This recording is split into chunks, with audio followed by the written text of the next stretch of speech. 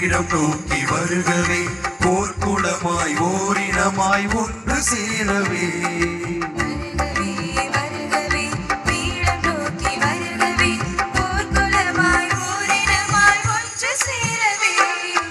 இறைக்குலமே கூர்க்குலமே இணைந்து வாருங்கள், இறைவனின் இல்லத்திற்கு விரைந்து வாருங்கள். தந்தை மகன் தூயாவியாரின் பெயராலே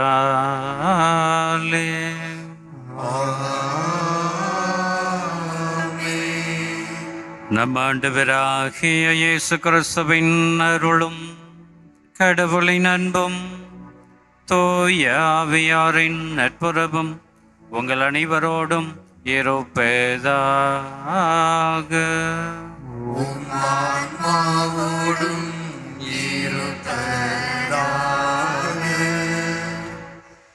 கிறிஸ்து இயேசுவுக்குள் பிரியமான சகோதர சகோதரிகளே, இடைவிடா சகாய தாயினுடைய பரிந்துரை ஜெபத்தை வேண்டி வந்திருக்கக்கூடிய அன்பு பக்தர்களே, மாதா தொலைக்காட்சியினுடைய அன்பு நேயர்களே,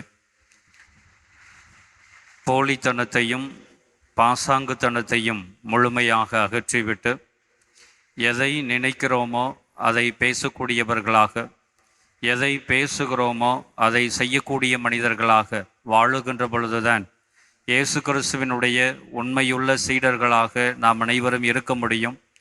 இயேசு அருளக்கூடிய நிலை வாழ்வை நாம் பெற்றுக்கொள்ள முடியும் என்பதனை படிப்பினையாக படிப்பிக்கிறது இன்றைய வாசகங்கள். ஆகவே இந்த தெய்வீகமான திருப்பலியிலே பங்கெடுக்க வந்திருக்கக்கூடிய நாம் அனைவரும் நம்முடைய வாழ்வில் இருக்கக்கூடிய வெளிவேடத்தனத்தையும், நாம் காட்டிக்கொண்டிருக்கக்கூடிய பாசாங்குத்தனத்தையும் போலித்தனத்தையும் முழுமையாக அகற்றிவிட்டு உண்மையுள்ளவர்களாக, நீதியை நிலைநாட்டக்கூடியவர்களாக, கடவுளினுடைய கட்டளைகளை கடைபிடிக்கக்கூடியவர்களாக, இறை அரசை இந்த மண்ணகத்தில் கட்டி எழுப்ப இயேசு கற்றுக் கொடுக்கக்கூடிய விழுமியங்களை கடைபிடிக்க வேண்டும் என்கின்ற உணர்வு மிக்க கிறிஸ்தவர்களாக வாழ இறையருள் வேண்டி இந்த திருப்பலியிலே நாம் பக்தியோடு செபிப்போம். அன்புமிக்க சகோதர சகோதரிகளே, தூய மறை நிகழ்வுகளை கொண்டாட தகுதி பெறும் பொருட்டு நம்முடைய பாவங்களை ஏற்றுக்கொள்வோம்.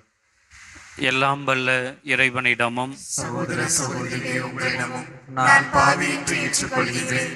ஏனெனில் என் சிந்தனையாலும் சொல்லாலும் செயலாலும் கடமையில் தவறியதாலும் பாவங்கள் பல செய்தேன். என் பாவமே என் பாவமே என் பெரும் பாவமே. ஆகையால் எப்பொழுதும் கன்னியான புனித மரியாதையும் வானதூதர் புனிதர் அனைவரையும் சகோதர சகோதரிகளே உங்களையும் நம் இறைவனாகிய ஆண்டவரிடம் எனக்காக வேண்டிக் கொள்ள மன்றாடுகிறேன். எல்லாம் வல்ல இறைவன் நம்மீது இரக்கம் வைத்து நம் பாவங்களை மன்னித்து நம்மை நிலை வாழ்வுக்கு அழைத்து செல்வாராக. ஆமென். ஆண்டவரே இரக்கமாயிரும்.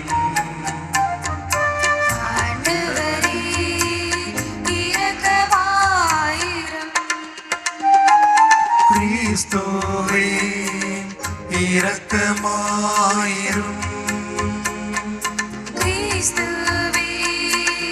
இரக்கமாயிரும்.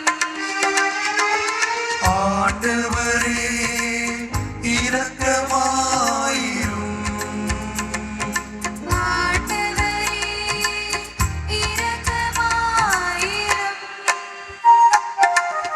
இரக்கமாயிரும். இரக்கமாயிரும்.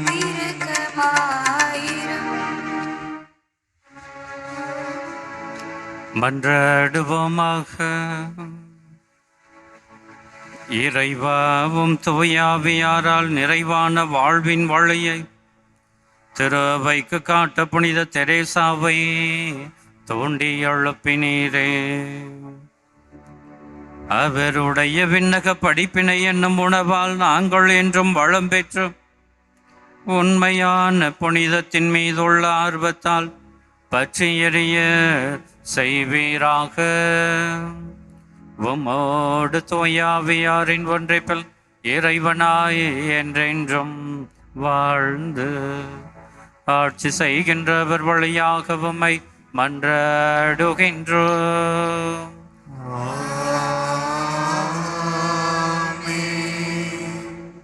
முதல் வாசகம். நன்மை செய்யும் அனைவருக்குமே பெருமையும் மாண்பும் அமைதியும் கிடைக்கும். திருத்தூதர் பவுல் ரோமேருக்கு எழுதிய திருமுகத்திலிருந்து வாசகம்.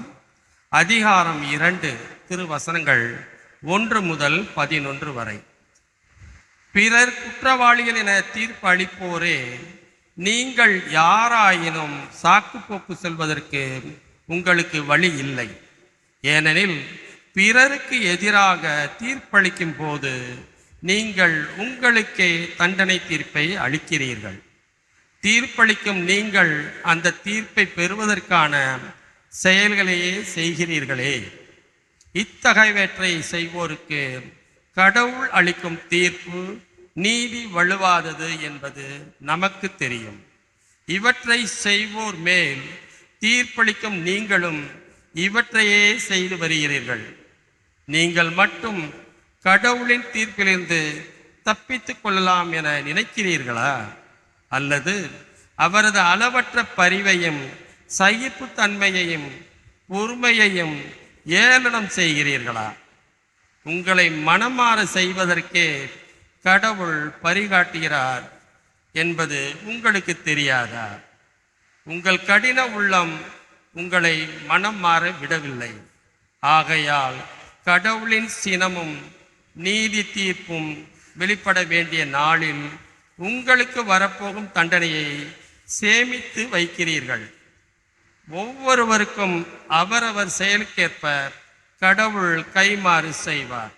மன உறுதியோடு நற்செயல் புரிந்து மாட்சி, மாண்பு, அழியாமை ஆகியவற்றை நாடுவோருக்கு அவர் நிலை வாழ்வை வழங்குவார். ஆனால் தன்னலம் நாடுபவர்களாய் உண்மைக்கு பணியாமல் அநீதிக்கு பணிபவர்களின் தலைமேல் அவருடைய சினமும் சீற்றமும் வந்து விழும். முதலில் யூதருக்கும் பிறகு கிரேக்கருக்கும், அதாவது தீமை செய்ய எல்லா மனிதருக்குமே வேதனையும் நெருக்கடியும் உண்டாகும். அவ்வாறே முதலில் யூதருக்கும் அடுத்து கிரேக்கருக்கும், அதாவது நன்மை செய்யும் அனைவருக்குமே பெருமையும் மாண்பும் அமைதியும் கிடைக்கும். ஏனெனில் கடவுள் ஆள் பார்த்து செயல்படுவது இல்லை. ஆண்டவரின் அருள்வாக்கு. இறைவனுக்கு நன்றி. அனைவரும் சேர்ந்து பாட வேண்டிய பதிலுரை பாடல். திருப்பாடல் 62. மனிதரின் செயல்களுக்கேற்ப கைமாறு நீரே அளிக்கின்றீர். மனிதரின் செயல்களுக்கேற்ப கைமாறு நீரே அளிக்கின்றீர். மனிதரின் செயல்களுக்கேற்ப கைமாறு நீரே அளிக்கின்றீர். மனிதரின் செயல்களுக்கேற்ப கைமாறு நீரே அளிக்கின்றீர். கடவுளின் செயலுக்காக நான் மௌனமாய் காத்திருக்கின்றேன். எனக்கு மீட்பு கிடைப்பது அவரிடம் இருந்தே. உண்மையாகவே என் கற்பாரையும் மீட்பும் அவரே, என் கோட்டையும் அவரே. எனவே நான் சிறிதும் அசைவுறே. மனிதரின் செயல்களுக்கேற்ப கைமாறு நீரே அளிக்கின்றீர். நெஞ்சே கடவுளுக்காக மௌனமாய் காத்தீரு. ஏனெனில் நான் எதிர்பார்க்கும் நலன் வருவது அவரிடம் இருந்தே. உண்மையாகவே என் கற்பாரையும் மீட்பும் அவரே. எனவே நான் சிறிதும் அசைவுறே. மனிதரின் செயல்களுக்கேற்ப கைமாறு நீரே அளிக்கின்றே. மக்களே எக்காலத்திலும் அவரையே நம்புங்கள். அவர் முன்னிலையில் உங்கள் உள்ளத்தில் உள்ளதை திறந்து கொட்டுங்கள். கடவுளே நமக்கு அடைக்கலம். மனிதரின் செயல்களுக்கேற்ப கைமாறு நீரே அளிக்கின்றே. மனிதரின் செயல்களுக்கேற்ப கைமாறு நீரே அளிக்கின்றே.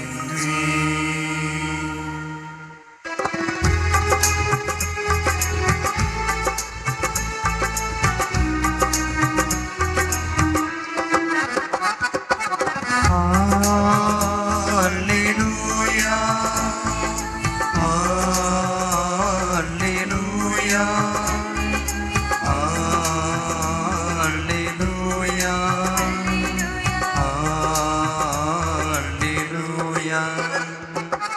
Alleluia, Alleluia, Alleluia, Alleluia, Alleluia, Alleluia, Alleluia. என் நாடுகள் எனது குரலுக்கு செவி சாய்க்கின்றன. எனக்கும் அவற்றை தெரியும், அவையும் என்னை பின்தொடர்கின்றன. அல்லேலூயா,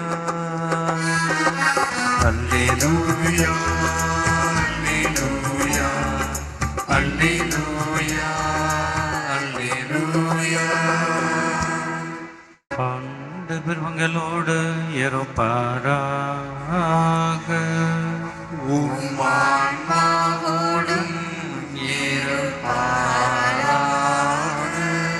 லூக்கா எழுதிய தூய நற்செய்தியிலிருந்து வாசகம்.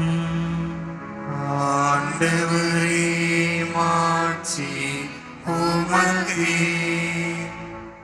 லூக்கா எழுதிய தூய நற்செய்தி பிரிவு 11 இறைவசனங்கள் 42 முதல் 46 வரை.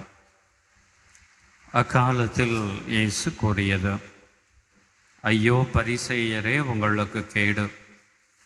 நீங்கள் புதினா, கறி இலை மற்றும் கீரை செடி வகைகள் எல்லாவற்றிலும் 10 பங்கை காணிக்கையாக படைக்கிறீர்கள். ஆனால் நீதியையும் கடவுளின் அன்பையும் பொருட்படுத்துவதில்லை. இவற்றைத்தான் கடைபிடித்திருக்க வேண்டும், ஆனால் அவற்றையும் விட்டுவிடலாகாது. ஐயோ பரிசேயரே, உங்களுக்கு கேடு!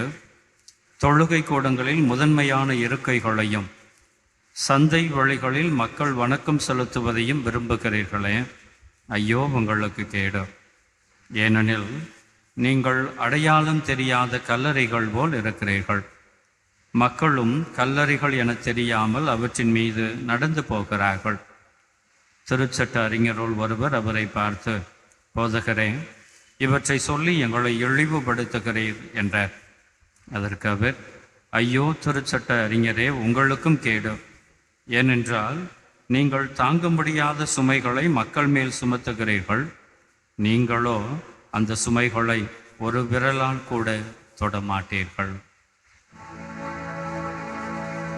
ஆண்டவரின் அருள்வாக்கு. கிறிஸ்துவே உமக்கு புகழ்.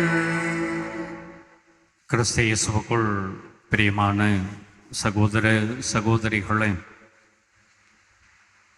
நாம் வாழக்கூடிய இந்த உலகம் விளம்பர உலகமாக இருக்கிறது. விளம்பர உலகத்திலே வாழ்ந்து கொண்டிருக்கக்கூடிய நாம் அனைவருமே எல்லாவற்றுக்குமே விளம்பரத்தை நாடுவதால் நம்முடைய வாழ்க்கை ஒரு வேடிக்கை பொருளாக மாறிவிட்டது என்று சொன்னால் அது ஐயமில்லை. ஏனென்றால் அன்புக்குரியவர்களே, அடுத்தவர் புகழ வேண்டும், அடுத்தவர் என்னை பாராட்ட வேண்டும் என்பதற்காக நல்லவர்கள் போல் நாம் நடிக்க துவங்கிவிட்டோம். உண்மையான மனப்பான்மையோடு வாழுவதை நாம் விட்டுவிட்டோம். அதனால்தான் அன்புக்குரியவர்களே, ஆண்டவர் இயேசு இன்றைய வாசகங்களின் வழியாக நமக்கு என்ன அழைப்பினை கொடுக்கிறார் என்றால், நீங்கள் விளம்பர உலகில் இருக்கலாம், ஆனால் நீங்கள் ஒருபோதும் நடிக்கக்கூடாது. உண்மையுள்ளவர்களாக இருக்க வேண்டும். போலித்தனத்தையும் பாசாங்குத்தனத்தையும் முழுமையாக அகற்றிவிட்ட கிறிஸ்தவர்களாக வாழுங்கள் என்கின்ற அழைப்பு நமக்கு கொடுக்கப்படுகிறது. இந்த உலகம் எப்படிப்பட்டதாக இருக்கிறது என்பதனை அறிந்து கொள்வதற்கு இந்த உலகத்தில் நடந்த ஒரு உண்மையான நிகழ்வினை இந்த வேளையிலே நினைவூட்ட விரும்புகிறேன். பிரியமானவர்களே, 1982 வருடம் அப்போதைய அமெரிக்காவினுடைய அதிபராக இருந்த ரொனால்ட் ரீகன் உலக மக்களுக்கு ஒரு அறிவிப்பு கொடுக்கிறார். என்ன அறிவிப்பு என்றால், அமெரிக்கா ஒரு மாறுவேட போட்டி ஒன்றை நடத்தப் போகிறது. அந்த மாறுவேட போட்டியிலே உலகத்தில் இருக்கக்கூடிய எந்த நாட்டிலிருந்தும் கலைஞர்கள் வந்து பங்கு கொள்ளலாம். என்ன நிபந்தனை என்றால், இந்த மாறுவேட போட்டியில் பங்கெடுக்கக்கூடியவர்கள் அமெரிக்க அதிபர் ரொனால்ட் ரீகனை போல வேடமணிய வேண்டும் என்பதுதான். நாள் குறிக்கப்படுகிறது. அந்த நாளிலே உலகத்தில் இருக்கக்கூடிய பல்வேறு நாடுகளிலிருந்து கலைஞர்கள் வருகிறார்கள். எல்லாருமே அதிபர் ரொனால்ட் ரீகனை போல வேடம் அணிந்து கொண்டு மேடையிலே தோன்றுகிறார்கள். இதை பார்த்து கொண்டிருந்த ரொனால்ட் ரீகனுக்கு ஒரு ஆசை, நானும் போய் பங்கெடுத்தா நல்லா தானே இருக்கும், எனக்கு எத்தனாவது பரிசு கொடுக்குறாங்க அப்படின்னு பார்ப்போமே அப்படின்னு சொல்லி உண்மையான அதிபராக இருக்கக்கூடிய ரொனால்ட் ரீகன் இந்த மாறுவேட போட்டியிலே பங்கெடுக்கிறார். நாட்டின் பல்வேறு பகுதிகளிலும் இருந்து வந்து பங்கெடுக்கிறார்கள். ரொனால்ட் ரீகனே அந்த போட்டியிலே பங்கெடுக்கிறார். முடிவு அறிவிக்கப்படுகிறது, அமெரிக்க அதிபர் ரொனால்ட் ரீகனுக்கு 2வது இடம். பிரியமானவர்களே, இந்த நிகழ்வு எதை சுட்டி காட்டுகிறது என்றால், உண்மையான அந்த நபருக்கு, உண்மையான அந்த அதிபருக்கு இந்த உலகம் கொடுக்கக்கூடிய பரிசு 2வது பரிசு. அசலை விட போலித்தனம் அதிகமாக இருக்கிறது, அசலை விட போலித்தனம் மிகுந்து இருக்கிறது, அசலை விட போலித்தனம் வென்று இருக்கிறது. ஆகவே இப்படி உண்மையை விட பொய்க்கு அதிகமான முக்கியத்துவம் கொடுக்கப்படக்கூடிய இந்த உலகத்திலே வாழக்கூடிய நமக்கு ஆண்டவர் என்ன படிப்பினையை கற்றுக் கொடுக்கிறார் என்றால், நீயும் போலித்தனத்தின் பின்னால் ஓடிவிடாதே, நீயும் வெள்ளை அடிக்கப்பட்ட கல்லறையாக இருந்து விடாதே, நீ உண்மையை நிலைநாட்டக்கூடியவனாக, உண்மையுள்ள சீடனாக, நேர்மையோடு வாழக்கூடிய கிறிஸ்தவளாக இருக்க வேண்டும் என்கின்ற அழைப்பினை நம் எல்லோருக்குமே கொடுக்கிறேன். அப்படி வாழாத பரிசேயர்களையும் சதுசேயர்களையும் மறைநூல் அறிஞர்களையும் ஆண்டவர் சாடுகின்றார். அதைத்தான் இன்றைய நற்செய்தி வாசகத்திலே நாம் வாசிக்க கேட்டோம். எந்த மனப்பான்மையை ஆண்டவர் வெறுக்கிறார் என்றால், பரிசேயர்களிடம் இருக்கக்கூடிய, சதுசேயர்களிடம் இருக்கக்கூடிய எதற்கு முக்கியத்துவம் கொடுக்க வேண்டும் என்கின்ற அறியா நிலையை பார்த்து ஆண்டவர் சாடுகிறார்.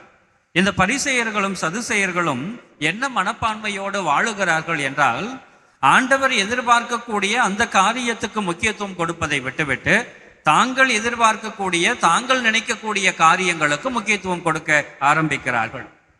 சட்டமா மனித நேயமா என்கின்ற விவாதம் எழுகின்ற பொழுது இந்த பரிசேயர்களும் சதுசேயர்களும் எதை ஏற்றுக்கொள்ளுகிறார்கள் என்றால், எங்களுக்கு மனித நேயத்தை விட சட்டத்துக்கு தான் நாங்கள் அதிகமாக முக்கியத்துவம் கொடுப்போம். மனிதன் அழிந்து போகலாம், மனிதன் வீழ்ந்து விடலாம், ஆனால் சட்டம் ஒருபோதும் அழிந்து விடக்கூடாது என்பதிலே அவர்கள் உறுதியாக இருக்கிறார்கள். காணிக்கையா கடவுளா என்கின்ற விவாதம் வருகின்ற பொழுது எங்களுக்கு கடவுளை விட காணிக்கை எங்களுக்கு முக்கியம். ஆகவே காணிக்கைகளை 10 பங்கு காணிக்கையை நீங்கள் தொடர்ச்சியாக கொடுக்கக்கூடிய மனிதரை மட்டுமே நாங்கள் ஏற்றுக்கொள்வோம், நாங்கள் கடவுளுக்கு 2ஆம் இடம்தான் கொடுப்போம் என்கின்ற மனப்பான்மையிலே வாழக்கூடியவர்களாக இந்த பரிசேயர்களும் சதுசேயர்களும் இருக்கிறார்கள். இப்படி சட்டத்திற்கும் காணிக்கைகளுக்கும் அதிகமான முக்கியத்துவம் கொடுத்துவிட்டு கடவுளையும் கடவுளினுடைய போதனைகளையும் மழுங்கடித்து கொண்டு வாழ்ந்து வருகின்ற பரிசேயர்களையும் சதுசேயர்களையும் பார்த்து ஆண்டவர் சாடுகிறார்.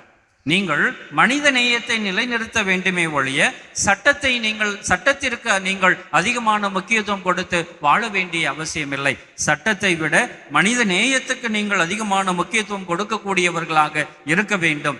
காணிக்கையை விட கடவுளுக்கு அதிகமான முக்கியத்துவம் கொடுக்கக்கூடியவர்களாக இருக்க வேண்டும் என்கின்ற கருத்தினைத்தான் ஆண்டவர் இயேசு கிறிஸ்து வலியுறுத்துகிறார். இதைத்தான் மத்தேயு நற்செய்தி 5வது அதிகாரத்தில் நாம் வாசிக்கிறோம். நீ ஆலயத்திற்கு காணிக்கை கொண்டு வருகின்ற பொழுது அங்கே உன்னுடைய சகோதரனோடு மனத்தாங்கள் இருப்பதை நீ நினைவு கூர்வீரானில் உடனடியாக நீ கொண்டு வந்துள்ள காணிக்கையை எல்லாம் அங்கேயே வைத்துவிட்டு முதலில் போய் உன்னுடைய சகோதரனோடு சமரசம் செய்து கொள். சமரசம் செய்துவிட்டு நல்லுறவை ஏற்படுத்திவிட்டு பின்பு வந்து உன்னுடைய காணிக்கையை செலுத்து என்று ஆண்டவர் சொல்லுவது எதை சுட்டி காண்பிக்கின்றது என்றால், இங்கே மனித நேயத்துக்கு முன்னுரிமை கொடுக்கப்படுகிறது, கடவுளுக்கு முன்னுரிமை கொடுக்கப்படுகிறது, கடவுளுக்கு முக்கியத்துவம் கொடுக்கப்படுகிறது, காணிக்கை 2வது இடத்திற்கு தள்ளப்படுகிறது என்பதனை பரிசேயர்களும் சதுசேயர்களும் கற்றுக்கொள்ள வேண்டும். அப்படி கற்றுக்கொண்டு வாழ்ந்தால்தான் அது உண்மையுள்ள சீடனுக்கு அடையாளம் என்பதனை ஆண்டவர் கற்றுக் கொடுக்கிறார். நமக்கும் கூட அன்புக்குரியவர்களே ஆண்டவர் அதைத்தான் கற்றுக் கொடுக்கிறார். கடந்த வருடம் நான் அதை செய்தேன், ஆகவே இந்த வருடமும் நான் இப்படித்தான் செய்வேன் என்று பாரம்பரியமாக செய்யக்கூடிய ஒரு சில காரியத்தை தொடர்ந்து அர்த்தமில்லாமல் செய்வதை விட கடந்த ஆண்டு செய்தது நல்லதாக இல்லை, ஆகவே இந்த வருடம் நான் கொஞ்சம் மாற்றிக்கொள்ளுகிறேன் என்கின்ற சிந்தனையை நாம் வகுத்து கொண்டு மனித நேயத்தையும் ஆண்டவருடைய போதனைகளையும் அன்பு நீதி பற்றிய போதனைகளையும் தெளிவையும் நாம் உணர்ந்து கொண்டு செய்யக்கூடிய ஒவ்வொரு காரியத்தையும் அர்த்தத்தோடு செய்து வாழ்ந்தோம் என்றால் அதுதான் உண்மையுள்ள கிறிஸ்தவ வாழ்வு, உண்மையான சீடனுடைய அடையாளம் என்பதனை ஆண்டவர் நமக்கு சுட்டி காண்பிக்கிறார். 2வதாக அன்புக்குரியவர்களே, ஆண்டவர் எந்த மனப்பான்மையை சாடுகிறார் என்றால் பரிசேயர்களும் சதுசேயர்களிடமும் இருக்கக்கூடிய அந்த பெருமை தேடக்கூடிய மனப்பான்மை. எதற்கெடுத்தாலும் எனக்கு முன்னுரிமை கொடுக்கப்பட வேண்டும், எதற்கெடுத்தாலும் நான் கௌரவிக்கப்பட வேண்டும் என்கின்ற மனப்பான்மையை ஆண்டவர் சாடுகிறார். ஆண்டவர் அந்த மனப்பான்மையை ஒருபோதும் ஏற்றுக்கொள்வதே இல்லை.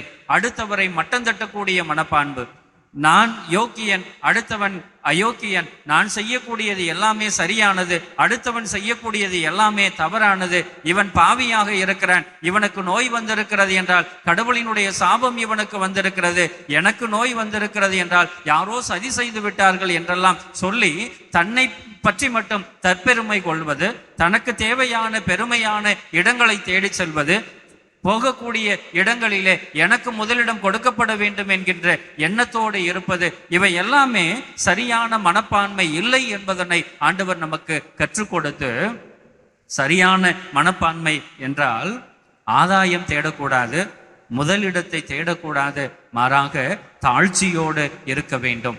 உங்களிடையே யார் பெரியவர் என்கின்ற விவாதமே ஒருபோதும் வந்துவிடக்கூடாது. உலகத்தில் இருக்கக்கூடிய யாரிடம் வேண்டுமானாலும் இந்த மனப்பான்மை இருக்கலாம், உங்களிடம் இருக்கக்கூடாது என்பதனை ஆண்டவர் வலியுறுத்தக்கூடியவராக இருக்கிறார். ஏனென்றால் திருத்தூதர்களிடம் கூட இந்த கேள்வி எழுகிறது, யார் பெரியவர் என்று அவர்கள் விவாதித்துக் கொண்டிருக்கிறார்கள். ஒருவேளை யாக்கோபுவும் யோவானும் பெரியவர்களோ என்கின்ற விவாதம் வருகின்ற போது கூட ஆண்டவர் இயேசு கிறிஸ்து என்ன சொல்லுகிறார் என்றால், உலகத்தில் இருக்கக்கூடிய எல்லாரிடம் யார் பெரியவர் என்கின்ற மனப்பான்மையும் விவாதமும் எழலாம், ஆனால் உங்களிடையே அப்படி இருக்கக்கூடாது. நீங்கள் எல்லோருமே சமமானவர்கள், நீங்கள் எல்லோருமே என்னுடைய சீடர்கள், நீங்கள் எல்லோருமே என்னால் அழைக்கப்பட்டவர்கள். அப்படி என்றால் நான் எல்லாரையுமே சமமாக பார்க்கிறேன். நீங்கள் தற்பெருமை தேடக்கூடியவர்களாக இருந்து விடக்கூடாது, புகழை தேடி செல்லக்கூடியவர்களாக இருக்கக்கூடாது, புகழ் விரும்பிகளாக நீங்கள் ஒருபோதும் இருந்து விடக்கூடாது, நீங்கள் பெருமை தேடக்கூடாது. மாறாக உங்களுக்கு கொடுக்கப்பட்டுள்ள கடமையை நீங்கள் கருத்தோடும் கண்ணியத்தோடும் செய்து வாழ வேண்டும் என்கின்ற படிப்பினையை ஆண்டவர் கற்றுக் கொடுக்கிறார். ஆகவே நமக்கு ஆண்டவர் இந்த நாளிலே கற்பிக்கக்கூடிய 2வது போதனை என்ன என்றால், கிறிஸ்துவினுடைய அன்புள்ள சீடத்தியாக நாம் அனைவருமே இருக்க வேண்டும் என்றால் தற்பெருமை தேடாதவர்களாக, எங்கு போனாலும் முதலிடம் தேடாத மனிதர்களாக நாம் இருக்க வேண்டும். கொடுக்கப்பட்டுள்ள கடமையை கருத்தாய் செய்யக்கூடியவர்களாக, கண்ணியத்தோடு வாழக்கூடியவர்களாக, கடமை உணர்வோடு இருக்கக்கூடியவர்களாக வாழ வேண்டும் என்கின்ற படிப்பினையை ஆண்டவர் கற்றுக் கொடுக்கிறார். இறுதியாக அன்புக்குரியவர்களே, ஆண்டவர் இயேசு கிறிஸ்து எந்த மனப்பான்மையை சாடுகிறார் என்றால், அடுத்தவரிடம் வேலை வாங்குவது, அடுத்தவர் மீது சுமைகளை சுமத்துவது, தான் எந்த வேலையும் செய்யாமல் இருப்பது, தான் எந்த சுமையையும் தாங்கிக் கொள்ள தயாராக இல்லாத மனப்பான்மையை ஆண்டவர் சாடுகிறார். ஏனென்றால் இந்த பரிசேயர்களிடமும் சதுசேயர்களிடமும் என்ன மனப்பான்மை இருக்கிறது என்றால், அதிலும் குறிப்பாக இந்த மறைநூல் அறிஞர்களிடம் என்ன மனப்பான்மை இருக்கிறது என்றால், மறைநூலை நான் முழுமையாக அறிந்திருக்கிறேன், எனக்கு எல்லாமே தெரியும், நான் தான் கடவுளுக்கு நெருக்கமானவன், கடவுள் என்னை சிறந்த விதத்திலே தேர்வு செய்திருக்கிறார், ஆகவே நான் சொல்லுவதை மற்ற எல்லாருமே கேட்க வேண்டும், நான் செய்வது எல்லாமே சரியாகத்தான் இருக்கும், நான் செய்வது ஒருபோதும் தவறாக இருக்காது, எனக்கு எல்லாமே தெரிவதனால், நான் அபிஷேகம் செய்யப்பட்டிருப்பதனால், நான் கடவுளால் சிறந்த விதத்திலே தேர்வு செய்யப்பட்டிருப்பதனால், நான் சொல்லக்கூடிய எல்லா காரியங்களையும் என்னை பின்பற்றி வரக்கூடிய நீ செய்ய வேண்டும் என்கின்ற உணர்வோடு வாழுவது.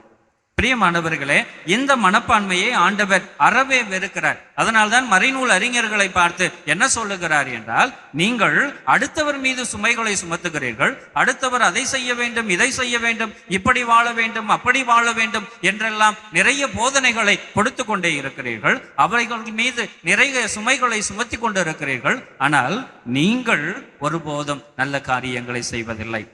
அடுத்தவருடைய சுமைகளை நீங்கள் குறைப்பதற்கு நீங்கள் முயற்சிகள் மேற்கொள்வதில்லை. ஆண்டவராகிய என்னை பாருங்கள், என்னுடைய இயல்பு எதுவாக இருக்கிறது என்றால், நான் சுமைகளை அடுத்தவருக்கு கொடுப்பதை விட அடுத்தவருடைய சுமையை சுமக்கக்கூடிய சுமை தாங்கியாக நான் இருக்கிறேன்.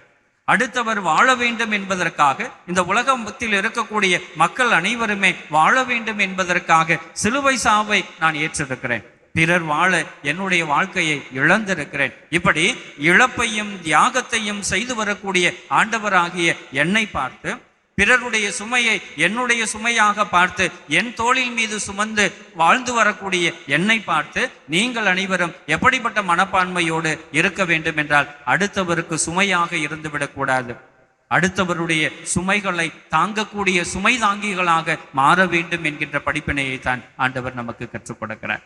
பிரியமானவர்களே, இப்படி நன்மையான காரியங்களை, உண்மையான காரியங்களை, நேர்மையான செயல்பாடுகளை நாம் அனைவருமே செய்து வாழ்ந்தோம் என்றால், நாம் அனைவருமே ஆண்டவரால் உயர்த்தப்படுவோம் என்பதனை இன்றைய முதல் வாசகம் நமக்கு எடுத்து காட்டுகிறது.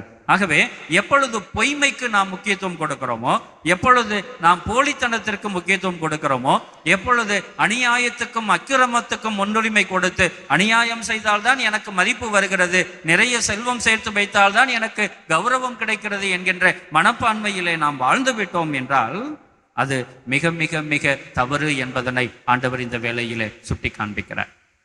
உண்மையுள்ள சீடனுக்கு செல்வமும் செல்வாக்கும் அல்ல, உண்மையுள்ள சீடனுக்குரிய அழகு அப்போலித்தனமும் பாசாங்குத்தனமும் அல்ல, மாறாக உண்மையுள்ளவனாக இருப்பது, நேர்மையுள்ளவனாக இருப்பது, கடமை உணர்வோடு இருப்பது, கண்ணியத்தோடு வாழுவது, பொறுப்புள்ள மனிதனாக, பொறுப்புள்ள கிறிஸ்தவனாக இந்த சமூகத்தில் இருப்பதுதான் உண்மையுள்ள சீடனுடைய அழகு என்பதனை ஆண்டவர் இன்றைய வாசகங்கள் வழியாக கற்றுக் கொடுக்கிறார். ஆகவே பிரியமான சகோதர சகோதரிகளை, எல்லாரையும் போல நானும் வாழ்றேன் அப்படிங்கிற மனப்பான்மையை விட்டு அடுத்தவன் பொய் சொல்றான், அவனுக்கு நிறைய செல்வம் வருது, அடுத்தவன் பொய் சொல்றான், அதனால அவனுக்கு நிறைய மரியாதை கிடைக்கிறது, ஆகவே நானும் பொய் சொல்லி வாழுவேன், நானும் அக்கிரமங்களை செய்வேன் என்கின்ற மனப்பான்மையை எல்லாம் விட்டு நம்முடைய வழி எப்பொழுதுமே தனி வழியாக இருக்க வேண்டும். அந்த தனி வழி ஆண்டவரோடு இணைந்த வழியாக இருக்க வேண்டும். நீதியோடு, உண்மையோடு, நேர்மையோடு வாழக்கூடிய வாழ்க்கை முறையினை நாம் அனைவருமே கற்றுக்கொண்டு வாழ இறையருள் வேண்டி இந்த திருப்பலியில நாம் பக்தியோடு ஜெபிப்போம்.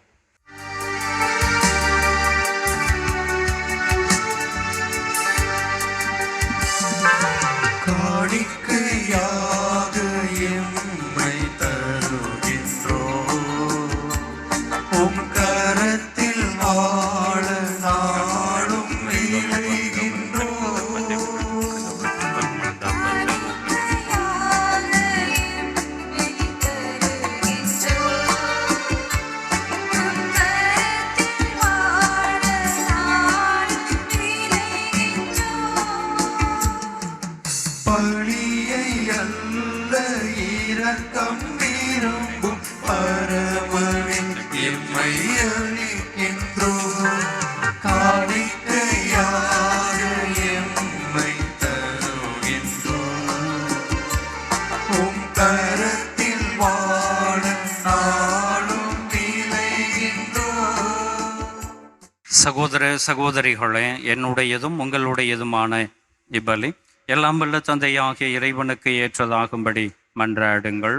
ஆண்டவர் தமது பெயரின் புகழ்ச்சிக்காகவும் மாட்சிக்காகவும் நமது நன்மைக்காகவும் புனித திரு அவை அனைத்து நன்மைகளுக்காகவும் உமது கையில் நின்று பலியை ஏற்றுக்கொள்வாராக. ஆண்டவரே, புனித தெரேசாவின் இறை பற்று நிறைந்த பணி உமக்கு மிகவும் உகந்ததாய் இருந்தது. அதுபோல நாங்கள் தரும் இக்காணிக்கைகள் உமது மாண்புக்கு ஏற்புடையனவாய் இருப்பனவாக. எங்கள் ஆண்டவராகிய கிறிஸ்து வழியாக உம்மை மன்றாடுகின்றோம்.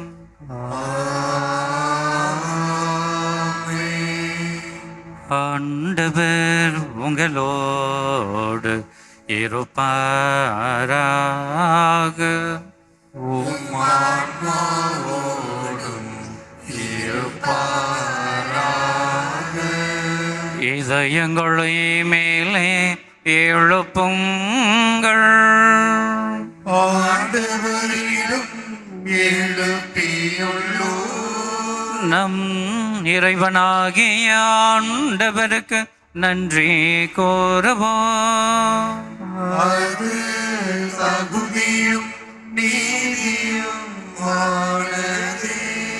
ஆண்டவரே, தூயவரான தந்தையே, என்றும் உள்ள எல்லாம் வல்ல இறைவா, என்னாலும் எவ்விடத்திலும் நாங்கள் உமக்கு நன்றி செலுத்துவது மெய்யாகவே தகுதியும் நீதியும் ஆகும். எங்கள் கடமையும் மீட்புக்கு உரிய செயலுமாகும்.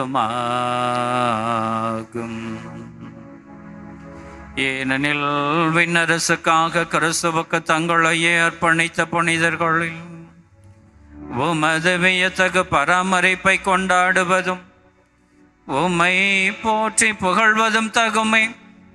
உமது இந்த பராமரிப்பினால் நீர் மனிதரை தொடக்கத்தில் இருந்த புனித நிலைக்கு மீண்டும் அழைத்து செல்கின்றேன். புத்துலகில் கிடைக்க இருக்கும் அருட்கொடைகளை இவ்வுலகிலேயே பெற்று அனுபவிக்க அவர்களை வழிநடத்துகின்றேன். ஆகவே புனிதர் வானதூதர் அனைவரோடும் சேர்ந்து நாங்கள் உம்மை புகழ்ந்தேத்தி முடிவின்றி ஒரே குரலாய் பாடுவதாவது: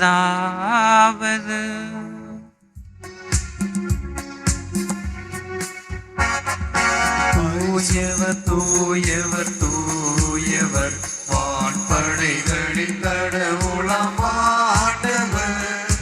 ஆண்டவர் விண்ணகமும் மண்ணகமும் உமது மாட்சியால் நிறைந்துள்ளன.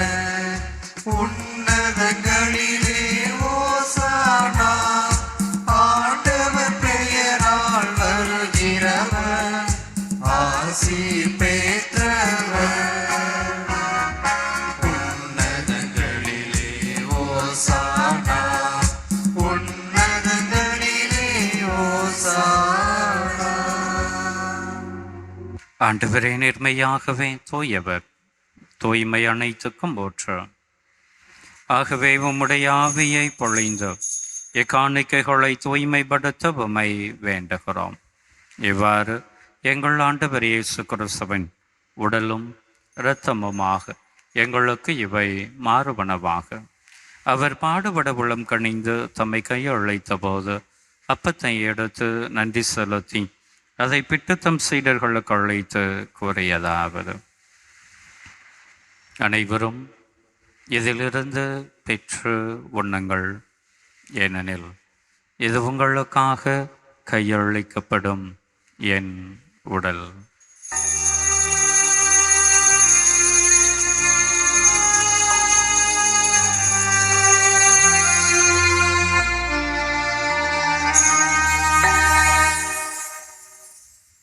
அவனுமே இரவு விருந்தை அருந்தியபின் கிண்ணத்தையும் எடுத்து மீண்டும் உமக்கு நன்றி கூறி தம் சீடர்களுக்கு அழைத்து அவர் கூறியதாவது: அனைவரும் இதிலிருந்து பெற்று பருகுங்கள்.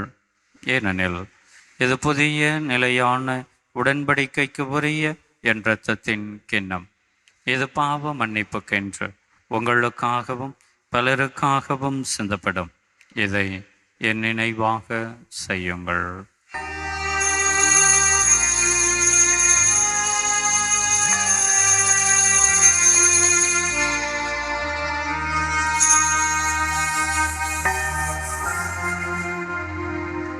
நம்பிக்கையின் மறைபொருள். ஆண்டவரே, வருமளவும் உமது இறப்பினை அறிக்கையிடுகின்றோம்,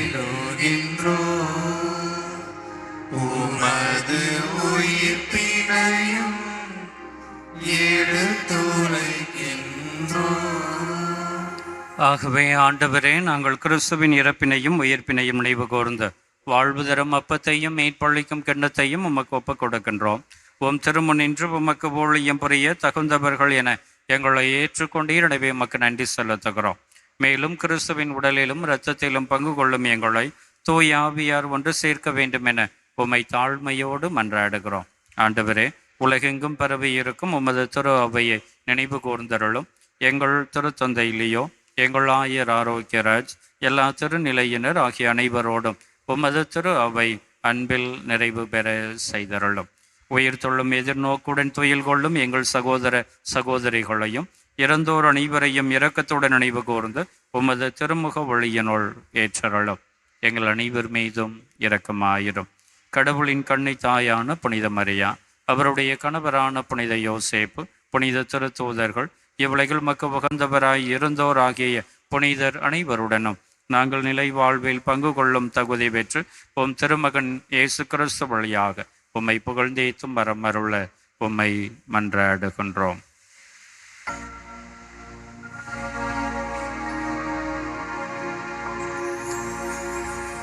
இவர் வழியாக இவரோடு இவரில் எல்லாம் வல்ல இறைவனாகிய தந்தையே, தூய ஆவியாரின் ஒன்றிப்பில் எல்லா புகழும் மாட்சியும் என்றென்றும் உமக்கு உரியது.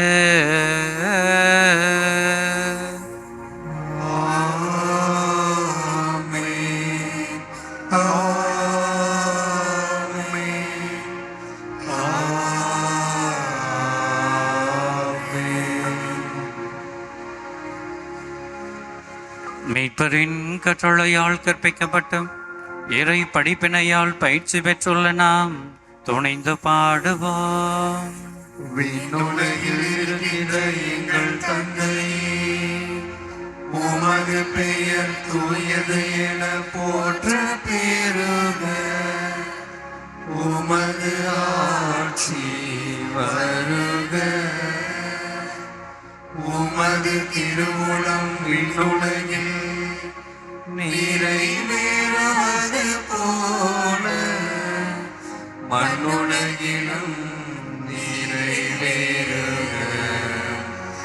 எங்கள் அன்றாட உணவை இன்று எங்களுக்கு தாரும்.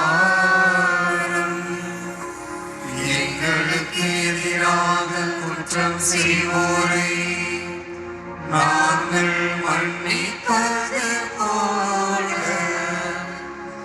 எங்கள் குற்றங்களை மன்னியும். எங்களை சோதனைக்கு உட்படுத்தாதே, தீமையிலிருந்து எங்களை விடுவித்தருளும். ஆண்டவரே, தீமை அனைத்திலும் இருந்தும் எங்களை விட வைத்து எங்கள் வாழ்நாளில் அமைதியை கனிவுடன் அருளவுமை மன்றாடுகின்றோம். உமது இரக்கத்தின் உதவியால் நாங்கள் பாவத்திலிருந்து எப்போதும் விடுதலை பெற்று யாதொரு கலக்கமுமின்றி நலமாயிருப்போமாக. நாங்கள் எதிர்நோக்கி இருக்கும் பேரின்பத்துக்காகவும் எம் மீட்பராகிய இயேசு கிறிஸ்துவின் வருகைக்காகவும் காத்திருக்கின்றோம். ஏனெனில் ஆட்சியும் வல்லமையும் மாட்சியும் என்றென்றும் உமதே. ஆண்டவரே இயேசு கிறிஸ்துவே, அமைதியை உங்களுக்கு விட்டு செல்லுகிறேன், என் அமைதியையே உங்களுக்கு தருகிறேன் என்று உம்முடைய திருத்தூதர்களுக்கு மொழிந்தீரேன். எங்களுடைய பாவங்களை பாராமல் உம்மீது நாங்கள் வைத்திருக்கக்கூடிய நம்பிக்கையை கண்ணோக்கி உமது திருவுளத்திற்கு ஏற்ப எங்களுக்கு அமைதியையும் ஒற்றுமையையும் எங்கள் குடும்பங்களிலே சமாதானத்தையும் சந்தோஷத்தையும் எங்களுக்கெல்லாம் நல்ல உடல் சுகத்தையும் தந்தருள்ள திருவுளம் கொள்வீராக. என்றென்றும் வாழ்ந்து ஆட்சி செய்கின்றவர் நீரே. ஆண்டவருடைய அமைதி உங்களோடு என்றும் இருப்பதாக.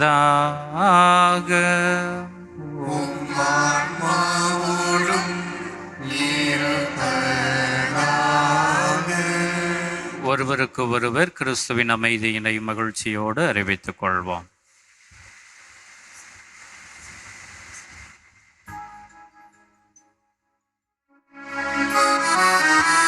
உலகின் பாவம் போக்கும் இறைவனின் செம்மறியே, எம்மேல் இரக்கம் வையும்.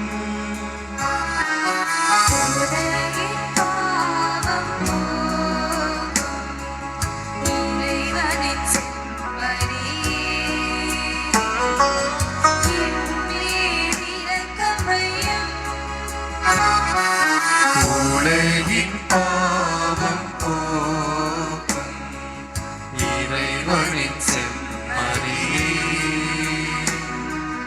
எமக்கு அமைதி அருளும், எமக்கு அமைதி அருளும். இதோ இறைவனின் செம்மறி, இவரே உலகின் பாவங்களை போக்குகின்றவர். இவர்தான் என்று நம் எல்லோரையும் பார்த்து போலித்தனத்தையும் பாசாங்குத்தனத்தையும் வெளிவேடத்தையும் முழுமையாக அகற்றிவிட்டு உண்மையுள்ளவர்களாக நீதிமான்களாக வாழ வேண்டும் என்கின்ற படிப்பினையை கற்றுக் கொடுக்கக்கூடிய அன்பு தெய்வம். டிசம்பரியின் விருந்திலே பங்கு கொள்ள வந்துள்ள நாம் அனைவருமே பேறு பெற்றோர்.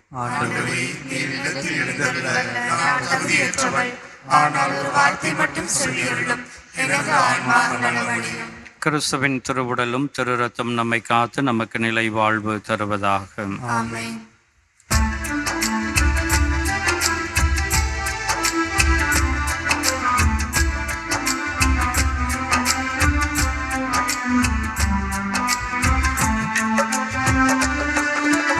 ஒரு போதும் குறையாத பேரன்பு நீ, ஒரு நாளும் மறையாத விடிவெள்ளி நீ.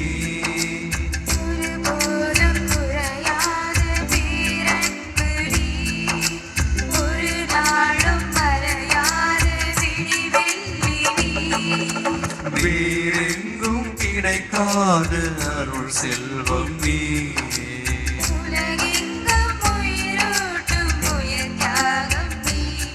உமதன்பை எண்ணியே நன்றிகள் பாடினேன்.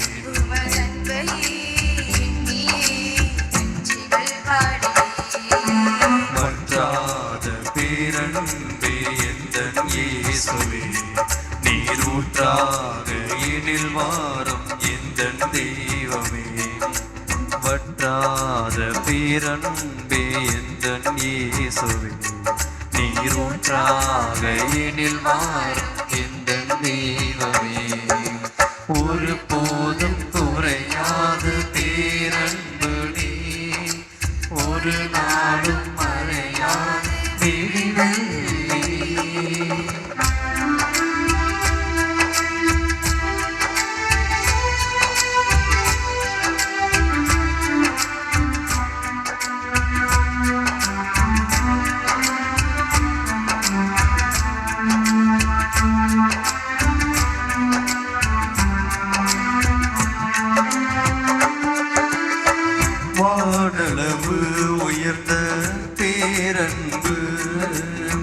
முகில்களை தொடுகின்ற உயரன்பு நீதியில் செழித்தோங்கும் பேரன்பு மனிதனை வென்றிடும் உமதன்பு என்னையும் ஒரு உயிராய் அழைத்த பேரன்பு கண்ணிலேயே கருமணியாய் அழைத்த பேரன்பு என்னையும் ஒரு உயிராய் படைத்த பேரன்பு கண்ணிலே கருவழியாய் அணைத்த பேரன்பு பேரன்பே பேரழகே பேரன்பே பேரழகே உமது அன்பையே எண்ணியே நன்றிகள் பாடினேன் நன்றிகள் பாடினேன் நன்றிகள் பாடினேன் மற்றாத பேரன்பே எந்த இயேசுவே நீரூற்றாக எனில் மாறும் இந்த தெய்வமே ஒரு போதும் குறையாத பேரன்பு நீ ஒரு நாளும் மறையாத விடிவெள்ளி நீ.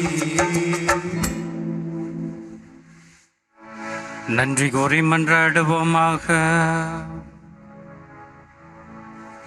ஆண்டவரே எங்கள் இறைவா, உமக்கு கீழ்ப்படிதல் உள்ள உமது குடும்பத்துக்கு விண்ணக உணவால் நிறைவு அளித்துள்ளீரே. அதனால் புனித தெரேசாவின் எடுத்துக்காட்டால் உமது இரக்கத்தை எப்பொழுதும் பாடுவதில் அது மகிழ்ந்திருக்க செய்வீராக. எங்கள் ஆண்டவராகிய கிறிஸ்து வழியாக உம்மை மன்றாடுகின்றோம்.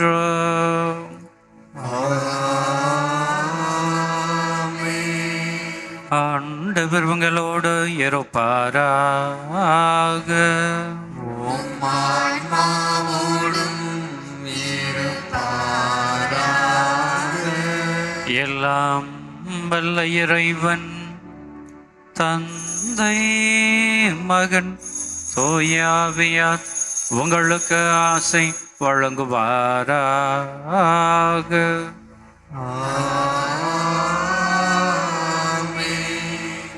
போலித்தனத்தை அகற்றி உண்மையுள்ளவர்களாக எப்பொழுதும் இருக்க சென்று வாருங்கள். திருப்பலி நிறைவேறிற்று.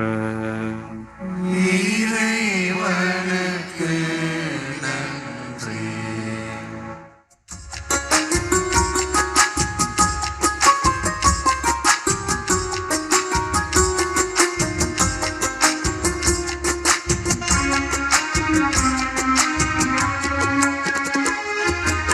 எங்கள் காவலாம் சூசை தந்தையின் மங்களங்கள் எங்கும் சொல்லி இங்கு பாடுவோம். எங்கள் காவலாம் சூசை தந்தையின் மங்களங்கள் எங்கும் சொல்லி இங்கு பாடுவோம். செங்கையதிலே தங்க புஷ்பம் தங்க கோலை ஏந்திடும். செங்கையதிலே தங்க புஷ்பம் தங்க கோலை ஏந்திடும். எங்கள் காவலாம் சூசை தந்தையின் மங்களங்கள் எங்கும் சொல்லி இங்கு பாடுவோம்.